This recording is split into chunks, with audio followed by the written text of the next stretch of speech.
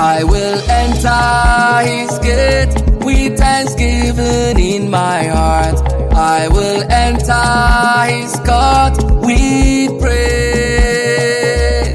I will say, this is the day that the Lord has made. I will rejoice, for he has made me glad. He has made me glad. He has made me glad. Oh, I am so glad. I will rejoice, for he has made me glad. hey. He has made me glad. Oh, I am so glad. I will rejoice, for he has made me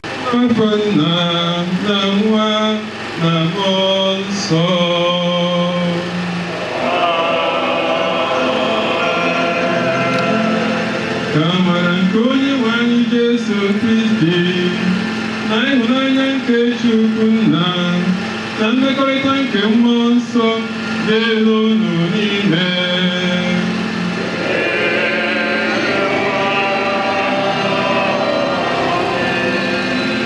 Kọrịta dị Jesu Kristi anyị zikọrọ n'ezinụlọ Mbadugha n'ihi okwukwe anyị nwere na Chineke, okwukwe anyị nwere na mbilite n'ọnwụ, maka ibi nwanne anyị na nwa anyị na enyi anyị na onye otu anyị Tochukwu Kalistus.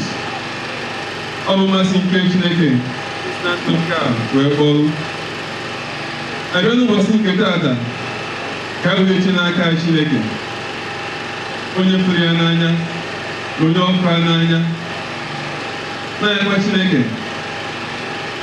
ụzọ ọzọ sojara dị ike nke mmadụ ka o si na aja masị n'ụwa na ekpere anyị na afọ ya nke Tochukwu mezie nwanne anyị nwoke na nwa anyị Ebere ọdịnaba na alaeze n'igwe, wee na-ekwe nkasi obi Chineke n'isi nwunye ya, ụmụaka ya, mama ya, ụmụnne ya, ndị enyi ya na ndị ikwu na ibe, ndị ọnwụ ya metụ n'ụzọ nke ma ọ bụ ụzọ nke ọzọ, na-Chineke na-atasi obi ka o were aka ya tasie anyị obi, kpọta nwanne anyị na alaeze n'igwe. Onye akwamozu a n'elu onwe ya afọ anyị na-ekelekwa mmadụ gbakwara ebe a n'ụbọchị nke taa, ndị ụkọchukwu n'ụzọ Bishọp Parish Priest onye na-anya ohere iji na aja masị ya, na-azị onye ọbụla ka njikọ na obi ọnụ wee zie etu Chukwu site n'aka Chineke.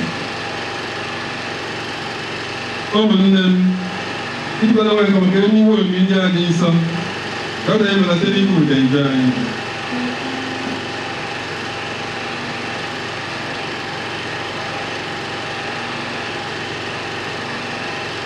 Ekwupụta ngwa Chineke ji ike niile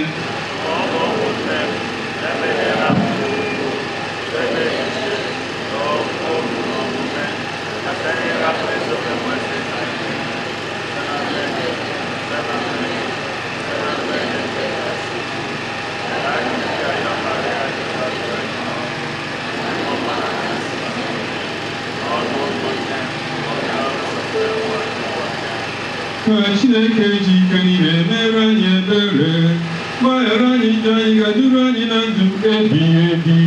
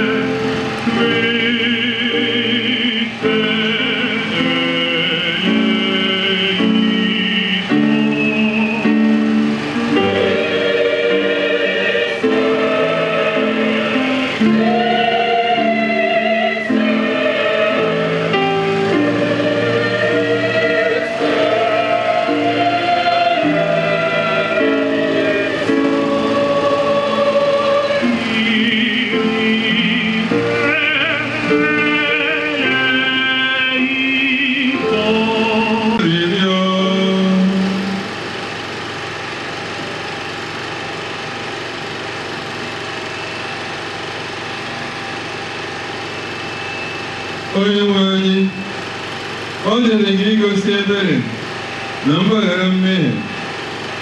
Anyị ji obi na-arịọ maka mkpụrụ ome odibo gị bụ Kalistus Tochukwu Mbadugha, onye isi ụwa nke akpọrọ, ahapụla ya n'aka onye iro, echefula ya ebe ma tie ka ndị mmụọ ozi gị nara ya, dubata n'ụlọ nke anyị na paradaịs, ebe ọ tụkwasịrị nchekwa ya niile na gị.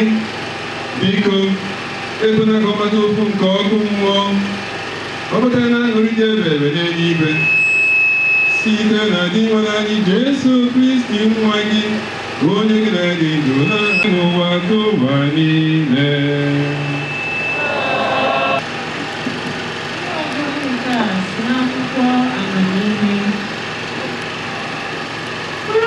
Ezi omume dị n'aka Chineke.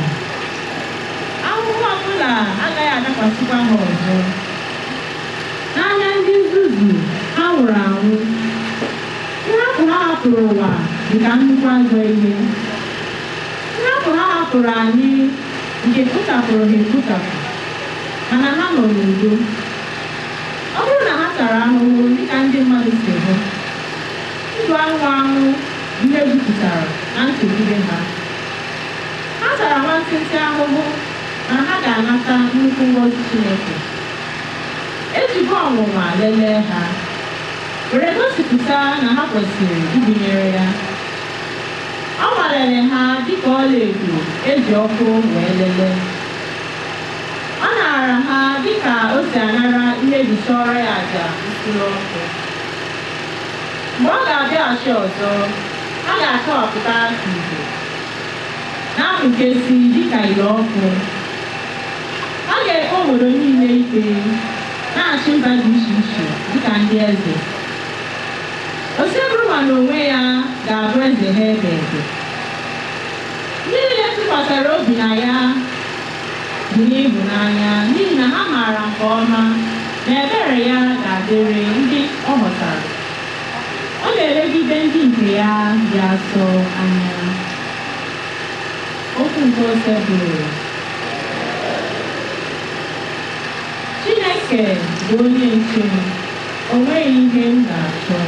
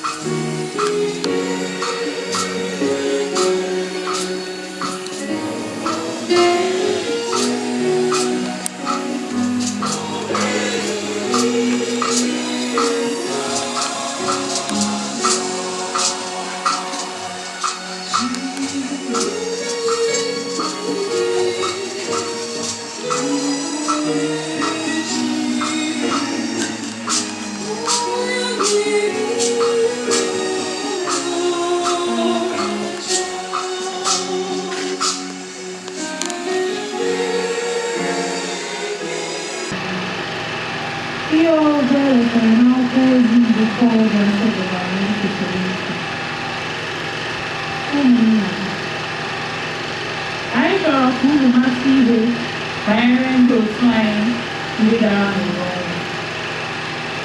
Mgbe unu maara nke a, unu agaghị abụ ndị na-anọ na mwute, ma ọ bụ unu adịrị dịka ndị na-enweghị olileanya mgbe mmadụ nwere etiti unu. N'ihi na ebe ọ bụ na anyị kwere na Jesu sitekwa n'ọnwụ bụ ike ọzọ, anyị nwekwara ike inwe okwukwe na mgbe Jesu ga-abịa ọzọ, Chineke ga-eme ka ndị niile nwụrụ anwụ na Kristi soro Kristi lọghachita na ndụ. Ihe m na-agwa unu ugbu a n'ọnụ Onyenwe anyị n'onwe ya. Anyị bụ ndị dị ndụ mgbe Onyenwe anyị ga-alọta. Anyị agaghị abụ ndị dara n'ụlọ ọnwụ ụzọ bilie, n'ihi na Onyenwe anyị n'onwe ya ga-esi n'eluigwe rịdata. Mgbe ọ na-arịdata, ọ ga-eji olu dị ike kpọọ oku. Ọ ga-eji ụba akwara nke ndị mmụọ ozi tie mkpu. Ọ ga-afụkwa oku ike nke Chineke.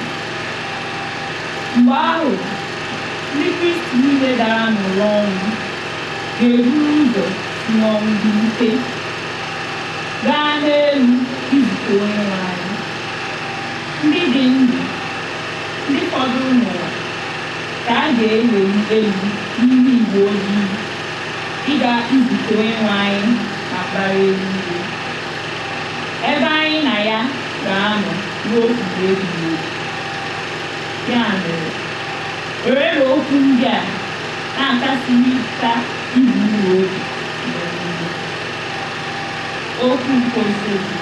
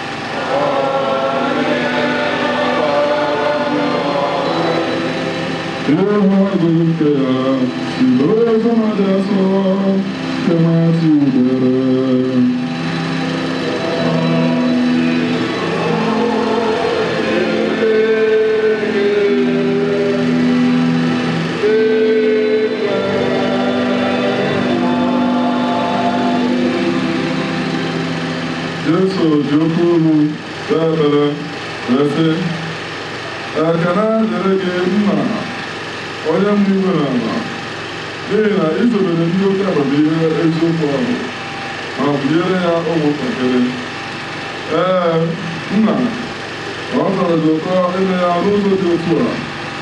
Nna m enyefeela m ihe niile n'aka. Ọ dịghị onye maara ọkpara ahụ ma ọ bụghị nna ya. Ọ dịghịkwa onye maara nna karịa ọkpara ahụ na ndị ọkpara kwadoro igosi nna. Bịakwutenụ mụ, unu niile ndị egwu ibu ibu arọ ebukwasịrị unu. Aga m enyekwa unu ezumike. Soronụ ụzọ m, ụtakwana ihe site n'aka m, n'ihi na adị m nwayọọ, dịkwa obi umeala. Unu ga-adọtakwara mkpụrụ obi unu ezumike, n'ihi na ụzọ m dị mfe. Ibu m ga-ebokwasị unu, adịghịkwa ọrụ. Ozi ọma nke ose bụrụ ụwa.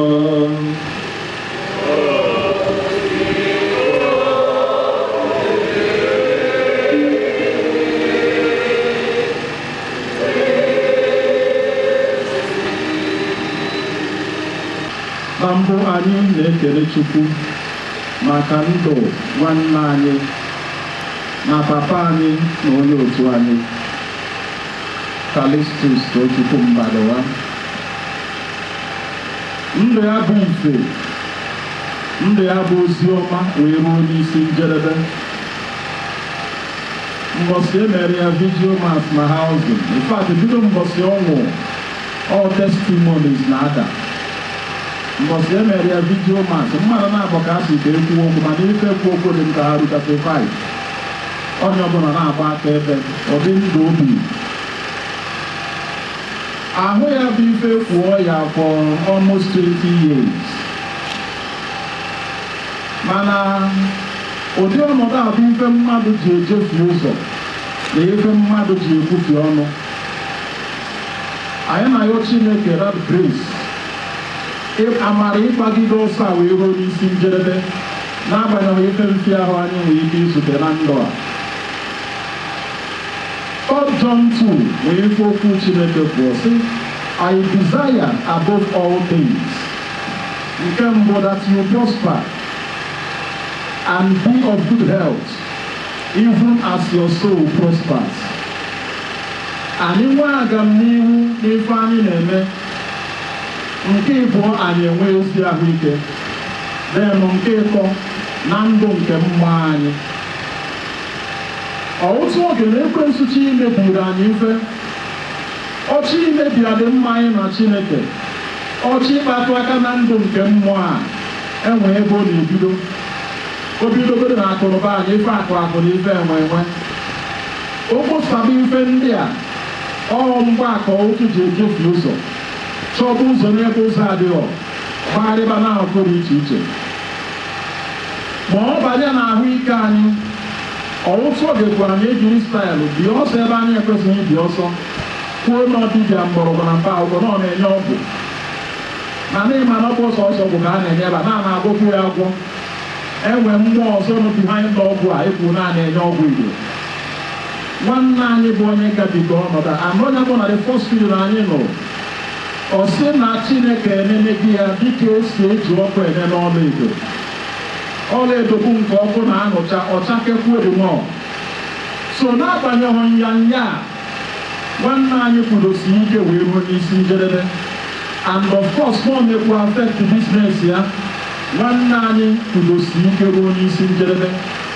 Nyanya na nsogbu ndị ọzọ aghasara adị mma ya na Chineke. Abịa na parish, morning mass bụ nke ọ naghị eme ise emis. Ekwughị na ọfọrụ klọb bụ o ji akwado morning mass n'ugbo. Ọ dị sọ ọhụrụ na ya n'ụlọ ụka. 5 o'clock bụ exposition. 5:30 mass ebido. Ọ na-anya ịhụrụ nke ọ na-abịa late. So ibu nọ na ya eburu ndị ahụ zuo oke. Na ndị na-agba ọsọ nọ n'ime ya, ọ na-ebu otu n'ime ka ụzọ wee nọdụ ya. His devotion to the Eucharistic Jesus bụ nke kwesịrị ezi nṅomi. Adoration 5, visit to the Blessed Sacrament, nwanne anyị na ya. Ọ na-adị na mma ya na Chineke a na ezi okwukwe a. Ọkụ okwukwe ha mụnye ya from baptism. N'ojigidesi ike ọkụ anyụ na ya wee ruo n'isi njedebe. Ị bịa na parish Marian Society, buru ya mee n'ụzọ pụrụ iche, o so na ndị bụ ya n'isi.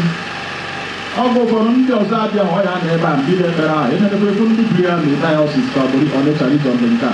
Fanọbụ ya, ife ya na-abụ testimonies. So adị na mma ya na nna anyị dị asọ abụghọ nke a na-enyo enyo. Fanọbụ buru ya mee n'isi. Ịbatakwuo n'ezinụlọ ya, nọọ mmadụ ọbụla ọkpọ ọsọ si ya na-aga. Enwe ụfọdụ ezinụlọ ọ ga-abụ odoge anya na akwamozu a, nwoke a ma nwaanyị a na-enyi na-enyicha ọnya a, ịma na-enyikwudo Chukwu n'ezinụlọ a. Enyicha ha n'ọnya a na-enwezi onye na-akọta anything about God again in that family. Ma nọọ mmadụ gbakwu mbọ fụ na ezinụlọ ya na ụmụaka ya, onye ọbụla chee ihu n'ebe Chineke nọ. emetụrụ ndị masta ọbịa na parish aka akarịa na mana ọnwa onye parish gwa nwa onye nwụnahụ ya na-akpata azụ ọ dị ka parish anyị ka ụzọ gwọ ewepụ ya n'ịka more than this number. So ụmụ ya na-abụsokwu na masters na-asa agụtụ maasị ike dị very active. Ndị ọzọ kwu na-apụta ife. So not just small move hapụ ezinụlọ ya ma na onye very wonderful legacy a ga-emere anya wee na-aga. So mmadụ gbaa mbọ n'ụzọ pụrụ iche fega ebe obi bụ na-agbarugwu aka ebe ahụ wee na-ala mkpụrụ obi ndị ezi omume ka a gwara anyị nọ n'aka Chineke, which is true. Ma na-enweghị ife eji agụnye mmadụ n'onye ezi omume. Okwukwe anyị n'ime Chineke ya na ezi ọrụ sokwuzi okwukwe a. Nwanne anyị bụ Mbadugha ebe ọ natara ọhara nke mmiri Chukwu, biko mee ka o sorokwa natazuo ụgwọ dị ya n'ime na nwere nke dị ya berebere n'ihu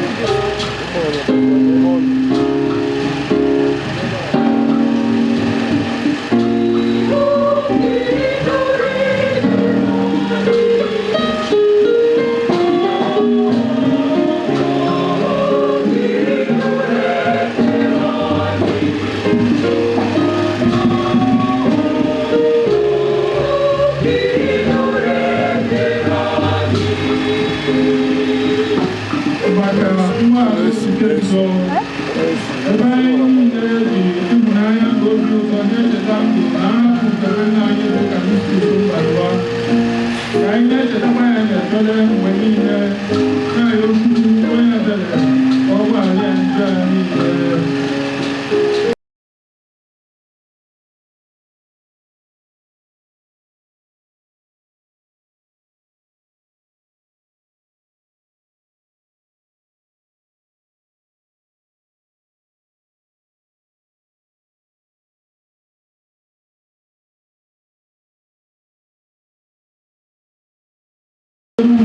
Maka ọnwụ ya mee ka ha ghara ị na-eche echiche sọsọ maka ọnwụ n'ụbọchị tata, kama ka ha na-eche maka ihe nke na-ebute n'ọnwụ, na-adasi onwe ha obi na nchekwube na ha na nwanne ha ga-ahụwarị ọzọ na mbilite n'ọnwụ nke nwụrụ anwụ.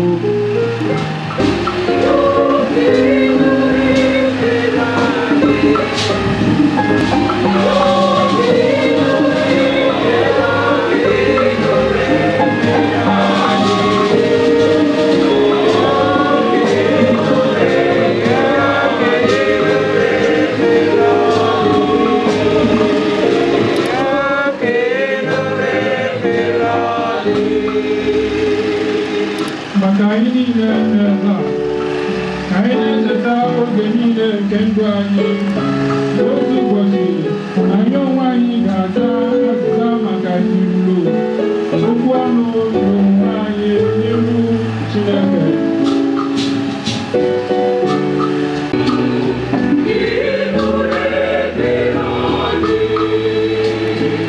Maka ndị niile hapụgoro ụwa, ọkacha ndị ezinụlọ na ikwu n'ibe Mbadugha, ka anyị mara Jesu Kristi onye nzọpụta na onye ebere, nye ha ntọhapụ na njọ ha niile, bịakwa nabata ha ka alaeze nke udo na otuto ya.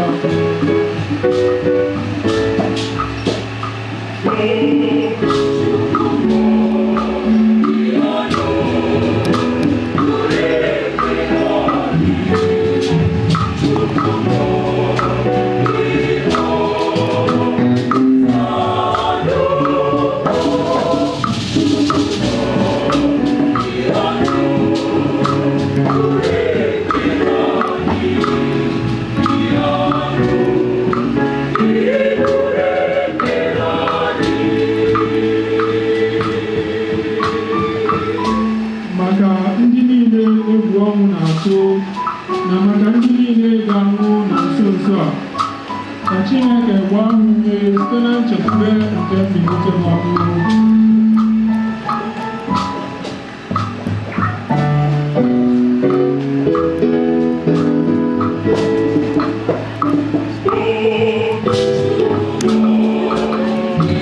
Oh,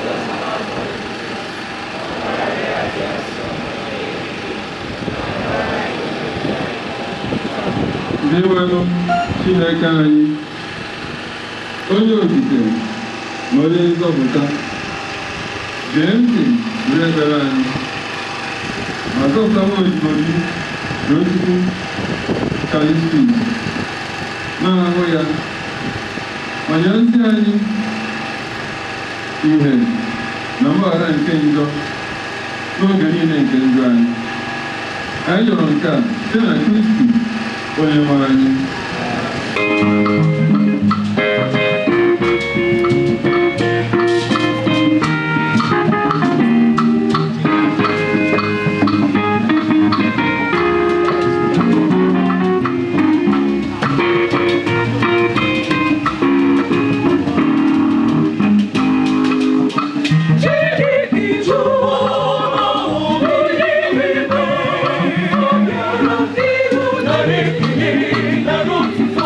Oh,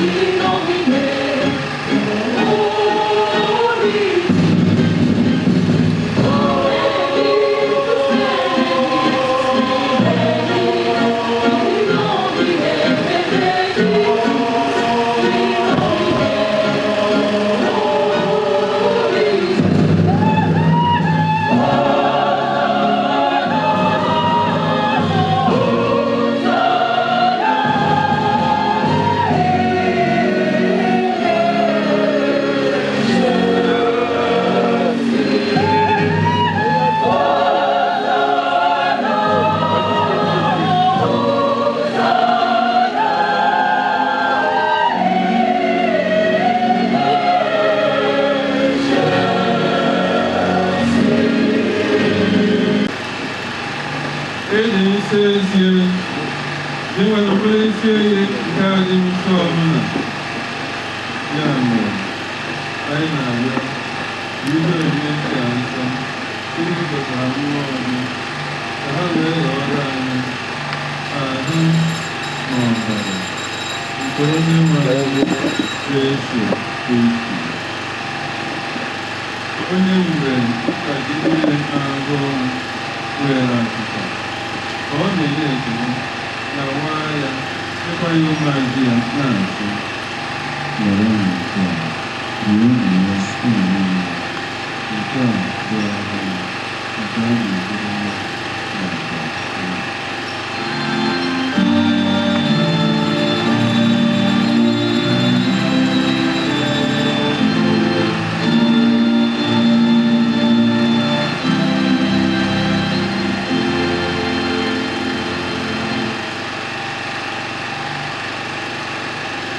na otu na mgbe echere anya o ruru iko nsọ ka ọ na-enyekwa ekele inye ya ụmụazị ya na-asị, nara na nke a ṅụọ na ya unu niile, nke a bụ iko nsọ nke ọbara ndụ ọhụrụ dị ebighị ebi. A ga-agba ya n'ihi unu na n'ihi niile mmadụ ka e wee gbaghara njehie. Na-emenụ nke a na ncheta nke m.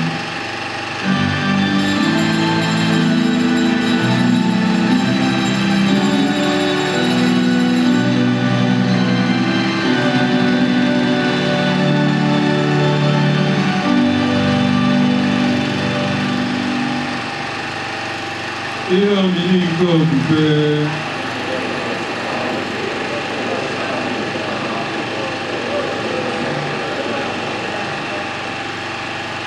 dị nwenụ ebe anyị na-echeta ọnwụ na mbilite n'ọnwụ ya, anyị enyere gị achịcha nke ndụ na iko nsọ nke nzọpụta, na-enye gị ekele n'ihi na ị ga-edozi ekwuru n'ihu gị na-efe gị. Anyị ji ume a na-arịọ ka m na-eketa oke na ahụ na ọbara ya Kristi mmadụ hụrụ ọnụ site na mmụọ nsọ. Ndị nwenụ, biko cheta nzukọ gị gbasa n'ụwa niile, mee ka o zuo oge n'ịhụnanya ya na popu anyị Francis, bishọp anyị Valeria na ndị echiri echi niile.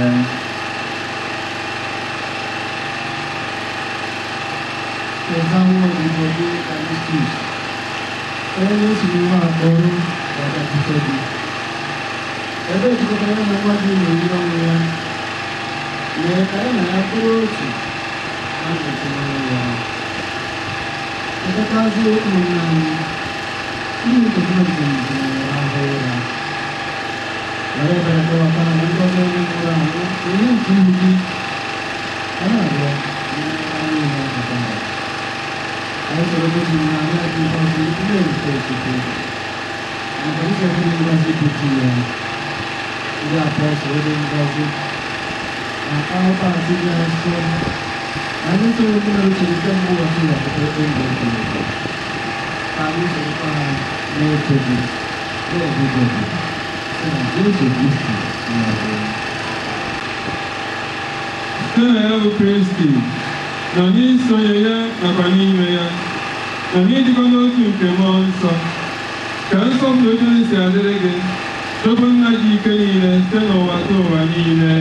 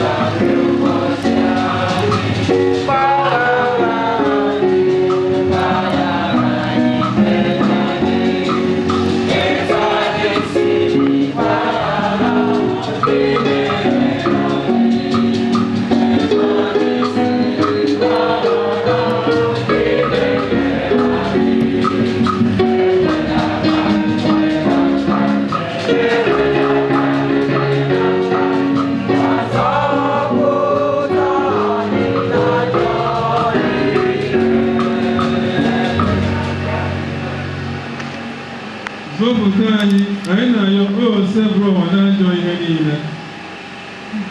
Were ebere niile n'oge nke a site n'inye aka ebere gị ka a zọpụta anyị na njọ oge niile, ekwela nsogbu niile.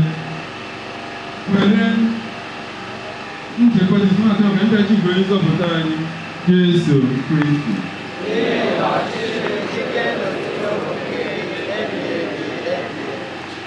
Onye nwe anyị Jesu Kristi, ị gwara ndị apọstụl gị, udo ka m na-ahapụrụ unu, udo nke m ka m na-enye unu. Ekwela na nje anyị ga kama na udo nke nzukọ gị. Nye ya udo, nye ka otu uche siri chọọ, gị bụ onye dị na-achị ebighị ebi ebighị ebi.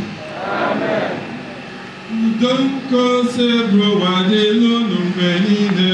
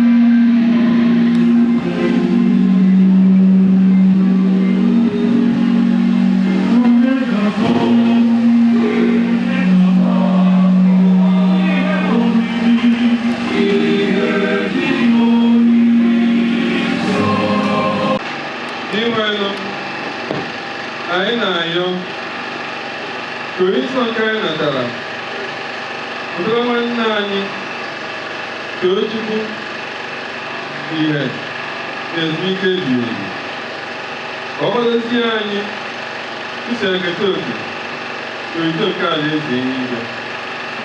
Anyị rịọrọ nke a site na Kristi Onyenwe anyị.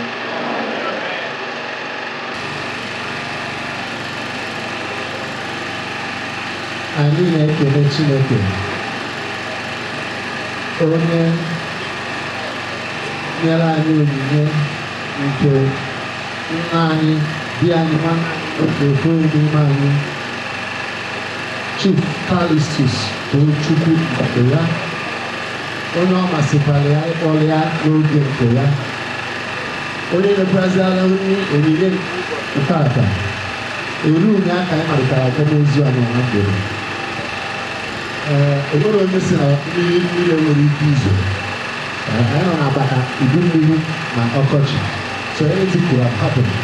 Mana Chukwu nyere anyị a serene environment of atmosphere. Anwụ adịghị achakene, mmiri adịghị ezo. Anyị na-asị ka otuto niile na ịdị asọ na ndị niile bụrụ nke Chineke ruo mgbe ebighị ebi. Amen. Anyị chọrọ ka anyị nabatazie mmadụ ncha na parish anyị, na-abụ n'afọ St. Alpha the Great Catholic Parish, Ibenabo Oraukwu. Anyị chọrọ ka anyị nabata mmadụ niile, anyị nwa ka ọ dịrị ịnabata ndị mmadụ. Ofu onye n'ime ndị be Mbadugha agazie ekene ọra mmadụ niile. Anyị chọrọ ka anyị nabata ndị ụkọ Fada na ọla anyị n'isi n'ime the Episcopal Vicar n'Obi Region, Very Reverend Father Victor Ezanya, Father nọ na parish anyị. Kedu ebe anyị na-asị na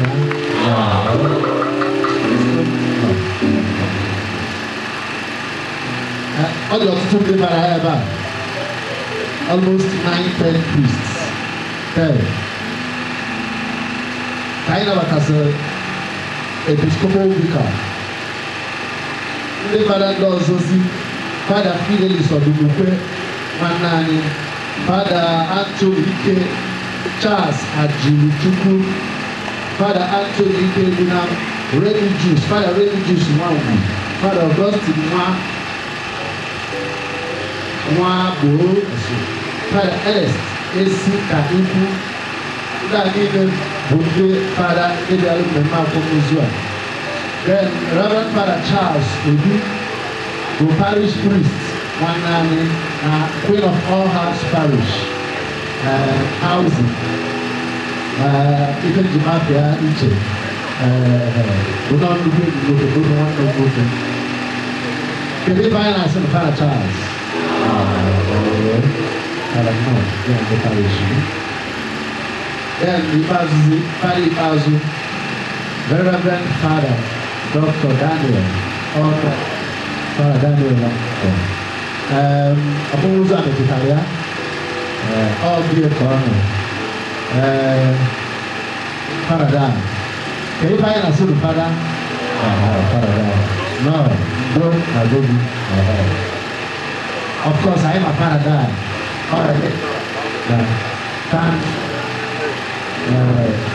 seminary okay. Fancy seminary on which I sorry.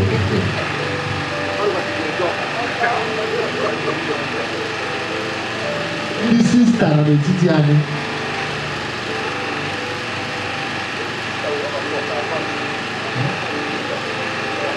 Okay, sister Oraukwu. Na sister because of none, na parish anyị, the sister na-abụ Chukwu. Anyị na-anabatazi chairman Zipto, ama m nọ n'ebe a, ya na chairman zone anụ Chief Chukwu Nabido nọ n'ebe anyị chọrọ anyị nabata ya. Ka anyị nabatasịrị anyị chọrọ ka anyị nabatazi Chief Anthony Agụba, Chukwu ọ nọ n'ebe a n'ụlọ. I get to know you. Now, vocabulary abụọ. Ka anyị nabatasịrị taa, ịchọ ka anyị nabata organizer. Organizer CWO, Oraukwu Zone, pharmacist Lucis, the real Ezenwamadu, one of the teachers. Organizing onye aka elu anyị ekele ekele ife anyị na-asị na ya anyị kụziri ndị na ndị nne ndị otu ọgbọ nwanne anyị nwoke anyị pụrụ.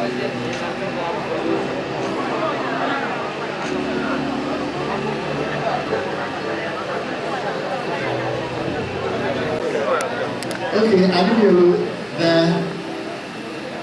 Mbadugha University Choir that are here. None, now the best parish in the world. Yes, we enjoy their song. In the Queen of All Saints, in the house of God.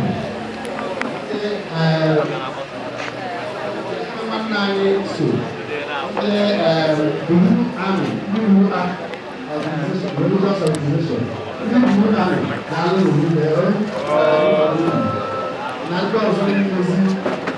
the choir, of course, the best choir in the world. Also, this choir, St. Albert the Great, Oraukwu, on the kind of call back, I will not figure it out. Yes, Pastor Kavazi voices. So I make a music, even Mbadugha, Nana, but I was going over. I chose to put in the Mbadugha. All the kind of music, I have a possible good mother. To put in the Mbadugha, but I have a good work up to 50 with a little money.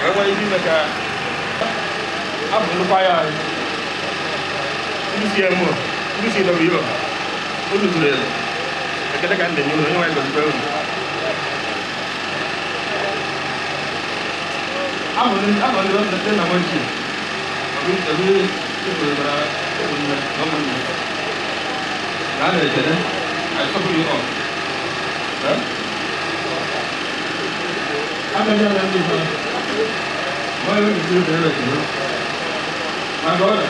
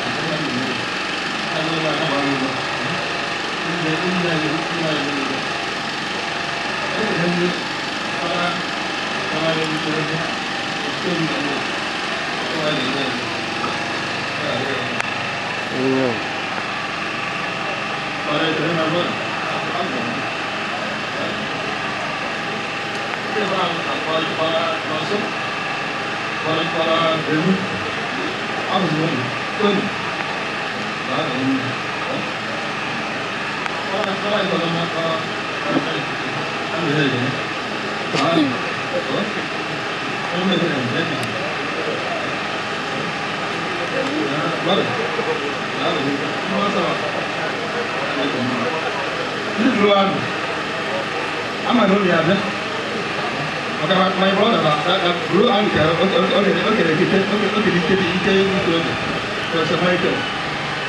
so I didn't surprise this one. I didn't make it. You're just young. The fire you miss it. I'm in the brother. The fire is a number. Oh, I don't know. Oh, no, no, no. I don't like you never like it's all about fish. So one time I did not yet.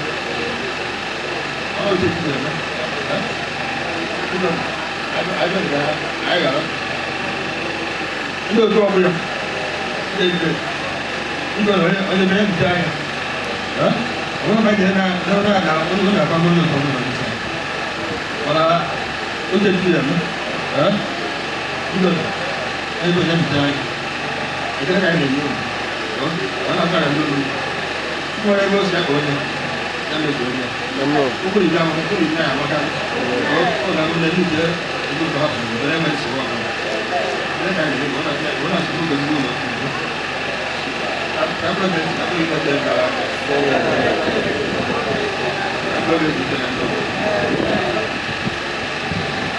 anyị ekele Chief Mbadugha. Anyị chọziri ka anyị dolite karịa mụ na ewe n'iwe ka m kwuo obere okwu ka ọ dọrọ mgbe etu ahụ ọ dị mma. Ihe m chọrọ ikwu first of all bụ ka m kene unu niile.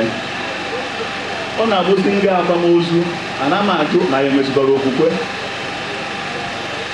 Iri afọ mmadụ ebe a na-akwa ozu ha na ọcha na-eche ka ụka gbasaa ka gịnị wee mee ka bezie ebe olili akwamozu. Last week ndị nọ ebe nọ Oraukwu a ahụghị m mkpọkọ last week ebe m jere akwamozu. Ọ gịnị na-eme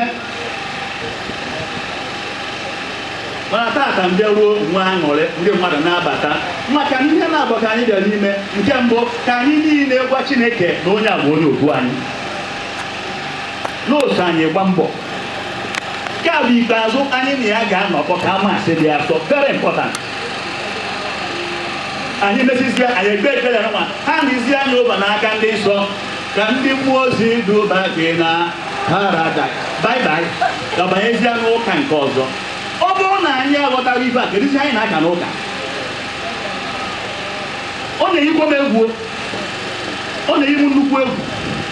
Ya bụ ka nkene ụlọ tata abata ndị mmadụ abata n'ụka na ọbụ na ma ndị fada nọ ndị fada na-abata mgbebe aṅụrị mgbebe anwụ maka na ọ kasịrị m obi etu anyị si wee gbakọ tata ka anyị kwanyere nwanne anyị ka anyị gbaa akaebe na ọ bụ onye otu anyị. Daalụ n'ori nne wee na-asị ụmụaka ya kasie na unu n'anya etu ndị mmadụ si wee nọrụ akaebe ka anyị na-agba ma ndị fada ma anyị niile na-agba akaebe kasienụ ụnụ nwala ebe ga-adị kwụsị na gịnị kọntinu. Nke ka nke biko nọrụnụ ma ọ mie unu nso very closely very closely. Ekwena ka ime ihe ọbụla ya bụ ime ọsị ọjụọ ọbụla daadị ị ga-eme ya ọ ịgbalị obi. Be very close, give her joy. Ọ bụrụ na enye joy taa nyerezie 50 maka anya ma bụ running point unu as a nuclear family ka ọ nọta elu ụlọ aka ka unu nwee aṅụrị ka ofu ezinụlọ wetee ya aka oge na ọrụ dị elu ụlọ. Ihe na-egbu na ọ bụrụ eziokwu ọ eziokwu n'ụzọ bụrụ ya kere ezi amụma. Ọ da-atọ ụtọ mmadụ inyi nwa ya atọ mgbe ndị bara na-abịa nke ọrụ ha si abịa nka ya ekene mama maka ụfọdụ amụrụ na mama ya dị ife a nkọwaziala ha nọọ my aunt nọọ ada nne m ada na afọ nne m dị ife a na-etizi mkpu so ndị bara ọ na-afụgo na ebe m si ebe a na-akazi ụka ike ịghọtago esi enwe m solid foundation ma kasieri nne mbọsị njere ife ya na fege ruo ebe ahụ obido ikwu okwu Chukwu nsị ka nnabazi ya maka na o nwere PhD na-edo ndị mmadụ ọdụ mana ọ bụrụ eziokwu mana mmadụ ka ọ bụ ọ na-ahụ ka ihe a na-emetụta beta anụ bụ na gịnị na ahụ na-ama ma kasie ọ bụrụ nke izizi anyị ma ụbụrụ nke ịbụọ ọ na-ewute mana kasie Chineke akasi gị obi ị ga-enwe aṅụrị nọkwuola anyị ụmụaka emegbuo ogene ka onye egwe Chineke ya nọnyere gị ndị niile na-akpọgo okirikiri daalụ na nwunye ya kasie jidesi obi gị ike ọ na-afụ ụfụ na-arụ but this is not the worst case in front of God. Chineke, the Lord will continue to sustain you and you shall see the goodness of the Lord in the land of the living through Jesus Christ our Lord. Father, thank you very much. God bless you. Ka m gbakwa ofu aka ebe na para n'ụlọ anyị n'isi emume anyị kọwara dịka episcopal dịka nke ndị obere onye nkụzi nke ọ bụkwa mana fada nọ ebe a actually his capacity as a chaplain of Blue Army Onitsha Archdiocese. maka na nwanne anyị nwoke na-agba mbọ na Blue Army. Father, thank you very much. God bless you. Ka anyị kwụsịa n'ọtọ maka ekpere na mma. Ebute ahụ nwanne anyị inyi ahụ ya na-adịghị ike nke mmadụ. N'ihi ya ka anyị ji enu umeala yọọ Chineke onye na-enye ihe niile ndụ ka o kulite ahụ nwanne anyị n'ụwa bụ Tochukwu Kalistus n'ọnọdụ nke ndị nsọ na nke ndị kwere aga, ka o gosi ya ebere n'ikpe nke ọ ga-ekpe ya. Nwanne anyị nwa bụ onye eji ọmgbapụta, onye akwụgoro ụgwọ oji, onye emere ka ya na nna dịkwa na mma, na onye egbukwara n'ubu aka nke ezigbo onye nche atụrụ. Ka Chineke mee ka o jee sonye na nnukwu ọgbakọ nke eze ahụ dị ebighị ebi, na aṅụrị na-enweghị ngwụcha na mmekọ nke ndị nsọ niile.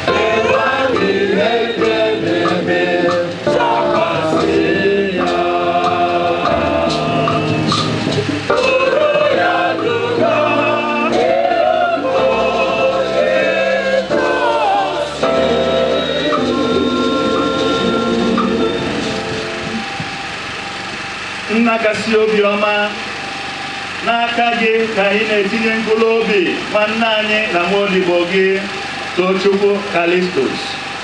O were anyị anya na site na nchekwube anyị nwere na ọ ga-eso Kristi bilite n'ụbọchị ikpeazụ dịka ndị niile nwụrụ n'ime Kristi. Anyị na-ekene gị n'ihi ihe ọma dị iche iche iji gọzie nwaodibo gị na ndụ nke abụrụ egwu abụọ. Ihe ọma ndị ahụ bụkwa ihe ịrịba ama ka anyị ji amata obiọma gị na mmekọ nke ndị nsọ n'ime Kristi. Ya mere, were ebere gee ntị na ayịyọ anyị na-ayọ gị biko Onyenwe anyị. Kpọghelu nwaodibo gị Tochukwu Kalistus ọnụ ụzọ nke Paradaịs. Nyekwara anyị aka ndị nke nọ n'ụwa anụnwa ka anyị jiri nkụzi nke okwukwe na-akasịrịta onwe anyị obi ruo mgbe anyị ga-eji nzute Kristi. Etu ahụ ka anyị na nwanne anyị Tochukwu ga-esi nọnyere gị oge niile n'ebe gị akwụsị site na Jesu Kristi Onyenwe anyị. Tochukwu.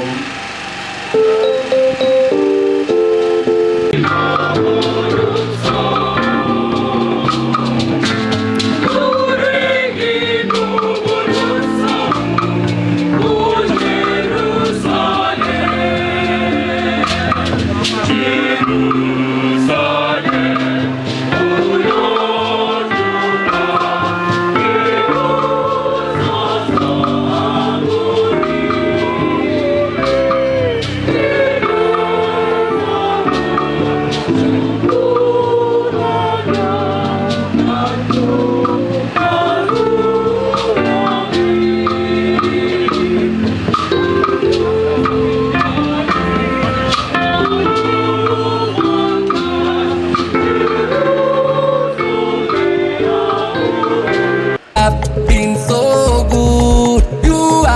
so good to me, oh Lord, you are excellent in my life every day. Oh Lord, you have been so good. So good. You are so good to me. Oh Lord, you are excellent in my life every day.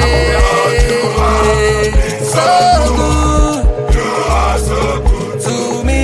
Oh Lord, you are excellent in my life. Lift him up. Higher. Oh, lift him up. Higher. Oh, my Lord is good. enyemaka dị n'aha dị nwe n'anyị onye nwe anyị nọnyerela ụnọ onye nwe anyị Jesu Kristi ịnọ n'ime ịnị mkpụrụ ụbọchị ịtọ wee si etu ha gọzie ịnị ndị kwere nna gị ya mee ndị niile ahụ ha dị niile ji wee nwee nchekwube karịa na ha ga-esi n'ọnwụ bụ ite ọzọ biko mee ka nwanne anyị nwoke na nwa odibo gị Tochukwu Kalistus nwee ike ịnọ n'ime ịnụnwa zuo ike na ndokwa ka ọ nọrọ na ya ruo mgbe ị ga-ekunye enyi ya ihe gị onwe gị bụ ka mba iche n'ọnwụ na ndụ mee ka o were ọkụ nke ịhụ gị hụ ihe dị ebighị ebi na n'ezie n'igwe gị onye dị ndụ na-achị ebighị ebi ebighị ebi.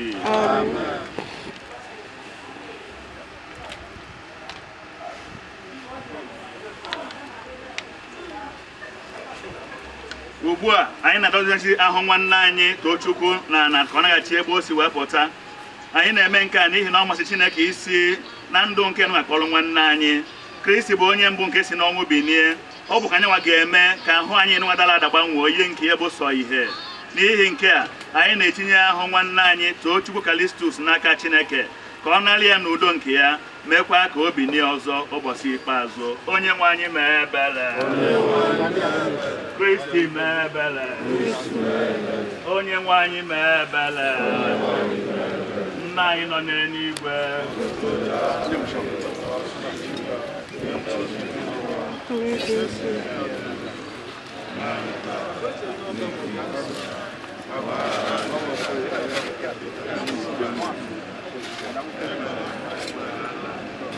Ekene Maria.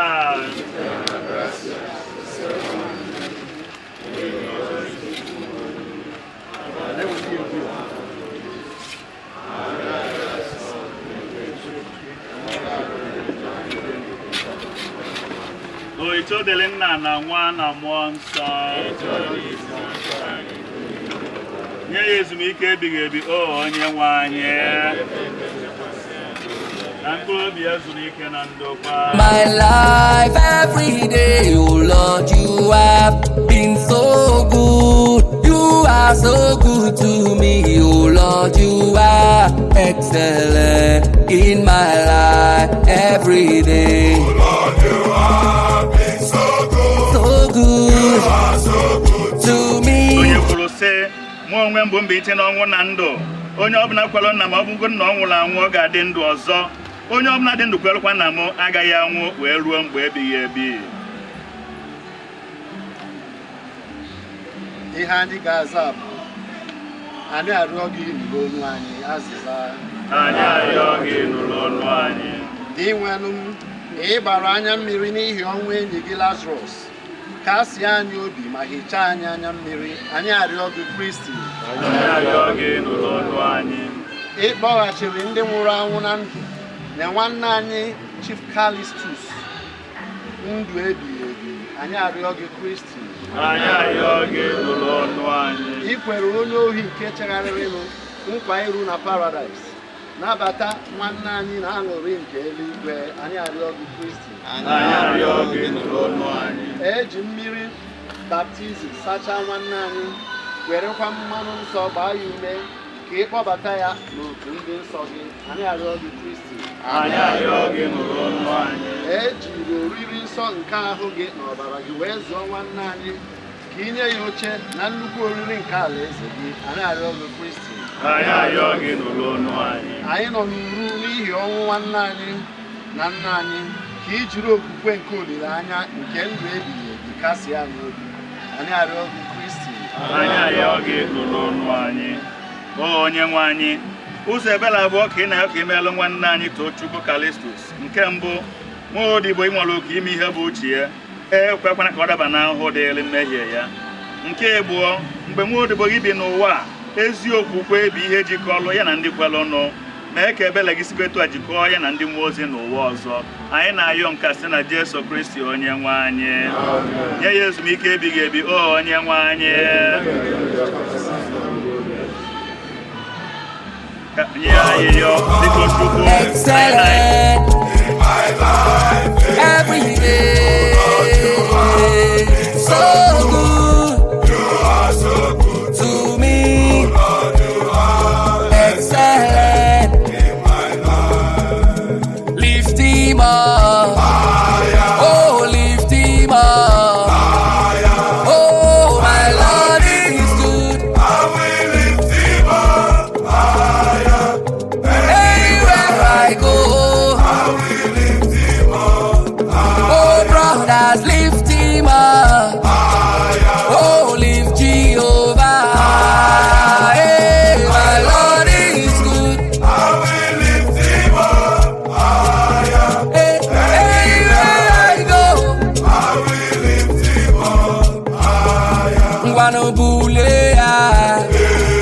Oh, bulea. Hey, Jehovah kachasị mmadụ niile. elu, onye kere ụwa kachasị. Mmadụ niile. Nwanne bulea. Oh, bulea. Hey, mmadụ niile. Onye kere ụwa kachasị. He's a miracle walking God. He's a miracle walking God. He's the Alpha and Omega. He's a miracle walking God, miracle walker. He's a miracle walking God. Hey, Miracle walking God. walking Father. And Omega. He's a miracle walking God. He's a miracle walking God. He's a miracle walking Father. He's the Alpha and Omega. He's a miracle walking God, miracle walker. He's a miracle walking God. Miracle walker. Miracle walking God. Miracle walker. Alpha And Omega. He's a miracle walking God. I have a Father who never fails. I have a God who never fails. I have a Father who never fails. He will never fail. He will never fail me forevermore. I have a Father who never He fails. will never I have a fail. Father who never fails. He will never fail. Oh, Who never fails. Forevermore. I have a Father who never fails. I have a God who never fails. I have a Father who never fails. He will never fail. He will never fail me forevermore. Hallelujah. I have a Father who never fails. He never fails. Father who never fails. He will never fail. Father who never fails. Oh, Never fails. never fail me forevermore. You are the Lord. Let your name be glorified.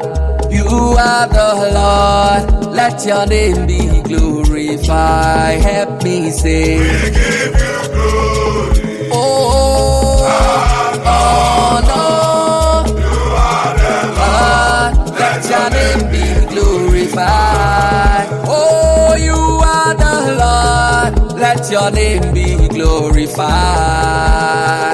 You are my Savior, let your name be glorified. Oh, we give you glory and honor. Hey, you are the Lord. Let your name be glorified. In the morning, My priceless father. 11 January 2025, a day I will always remember in sadness. It's been a few weeks, Dad, but I don't think I've accepted the fact that I will see you again. This is not how I imagined you leaving us at all, and it pains me to realize that you won't be there for us, your children. care of you after struggling to bring us up. That you would be there to carry your grandchildren. I am proud that I was given the opportunity to call you my father. A man who loves his family deeply. A man who has solutions to all things. You know how to figure anything out and fix it. A man who brought us up in the way of the Lord. A man who was always willing to lend a helping hand. A very patient and understanding man who I can confidently relate everything to. A husband, a father, a friend. A man who was and is my #1 role model. There are so many memories to speak about, but that would need more than a book to cover. Although I remember whenever I come back home, you give me the full gist of everything that happened while I was away. Or is it how you always tell me stories about the saints?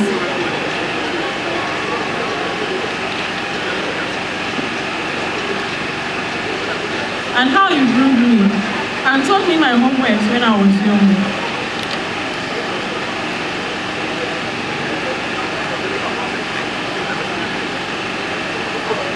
Daddy, if only you could feel the tears in the world you left behind. A lot of tears has been shed and I still fall into your debts.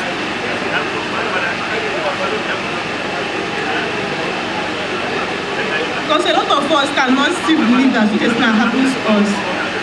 And it is the only way we know how to mourn. I've come to realize your loss I can't replace. You are irreplaceable, Daddy. If you are not, people aside from your family will not feel so much sadness and grief at your demise. But that is not so because you are one of a kind. And we are all sad that this one of a kind man was taken from us. I am writing these tributes with tear-filled eyes and heavy hearts. But Lord comforts me daily with thoughts of the life you have lived. A life worthy of emulation. I believe above all things that you are in the Lord's bosom.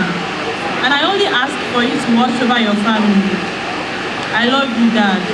Rest in peace, Daddy, till we meet to pass me home. Chief Calistus, Tochukwu Mbadugha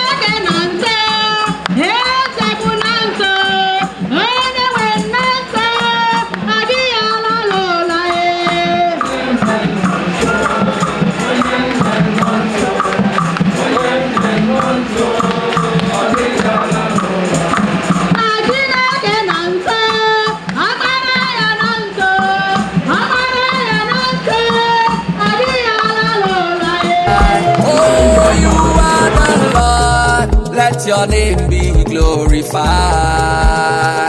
You are my Savior. Let your name